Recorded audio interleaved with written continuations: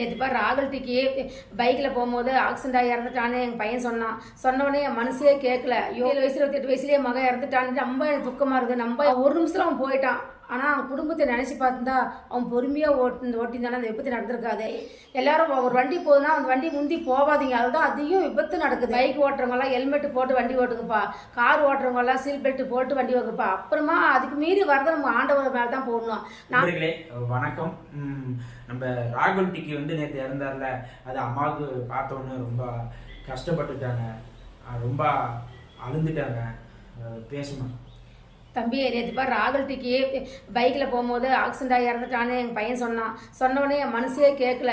வாழ வேண்டிய வயசுல மகன் 27 வயசு 28 வயசுலேயே மகன் இறந்துட்டான்னு ரொம்ப எனக்கு துக்கமாக இருக்குது. ரொம்ப என் மனசு கஷ்டமாக இருக்குது. எனக்கே கஷ்டமாக இருந்தால் அவனுடைய தாய்க்கும் தகப்பனுக்கும் இன்றைக்கு எப்படி இருக்கும், அவன் மனசு எப்படி இல்லை. அந்த மனைவிக்கு அந்த குழந்தைங்களுக்கும் கணவரை இழக்கும் போதும் அந்த குழந்தைக்கு அப்பா இல்லைன்ற போது எவ்வளோ கஷ்டம், எவ்வளோ மனசு வேதனையாக இருக்கும். ஆண்டவரே, அவன் ஒரு நிமிஷத்தில் அவன் போயிட்டான்.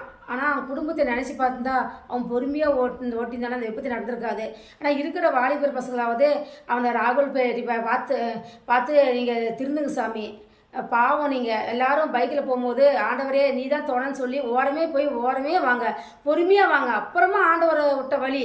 எல்லாரும் ஒரு வண்டி போகுதுன்னா அந்த வண்டி முந்தி போகாதீங்க. அதுதான் அதிகம் விபத்து நடக்குது. நீங்கள் பொறுமையாக போங்கப்பா, பொறுமையாக வாங்க. இன்றைக்கி நேற்று நடந்த விபத்தில் அந்த தம்பி இறந்ததுக்கு அவன் குடும்பம் எவ்வளோ கஷ்டப்படும். அதை நினைத்து நீங்களும் எல்லா தாய் தப்பும் மனசு கஷ்டப்படாத அளவுக்கு, மனைவி குழந்தைகள்லாம் கஷ்டப்படாத அளவுக்கு பார்த்து பொறுமையாக நடந்து போங்கப்பா. நேற்றுப்பா அந்த ராகுல்பேட்டை இறந்தது என் மகன் சொன்ன அப்படின்னு என் மனசே கேட்கல. நான் இது வரைக்கும் குளிக்கல, சாப்பாடு செய்யலை. ஏன்னா என் பையன் மாதிரி தான் அவனும் ஒரு யூடியூப்பில் நாங்கள் அவனை பார்த்து ரசிப்பேன், அவனை பார்த்து நான் பெருமைப்படுவேன். இவனும் நல்லா நடிக்கிறானேன்னு சொல்லி தெரியாத பையன் தான் கூட பரவாயில்ல, தெரிஞ்ச பையனாக இருக்கும். என் மனசே சரியில்லை. நேற்று நான் இது வரைக்கும் சாப்பிட கூட இல்லை. என் மனசு கஷ்டமாக இருக்குது.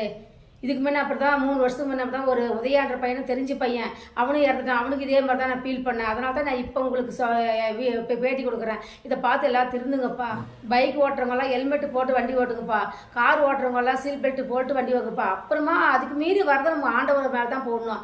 நாம் இருக்கிற எச்சரிக்கையில் தான் எந்த விபத்து நடக்காத நம்ம பார்த்துக்கலாம். எல்லா குடும்பத்தையும் சந்தோஷமாக வாழலாம்ப்பா. இப்போ இறந்த குடும்பத்தில் எவ்வளோ கவலை, எவ்வளோ மனவேதனை. அவங்க மனைவிகள்லாம் இந்த வயசுலேயே விதவி ஆகிட்டு எவ்வளோ கஷ்டப்படுறாங்க. அதை பார்த்து வாலிபர் பசங்களை நீங்கள் எல்லாம் ஒழுக்கமாக ஓட்டி ஒழுக்கமாக போய் வீடு சேருங்கப்பா. ரொம்ப நன்றிப்பா. எங்கள் அம்மா சொன்னாங்க, எல்லாரும் கொஞ்சம் அட்வைஸ் கேளுங்க.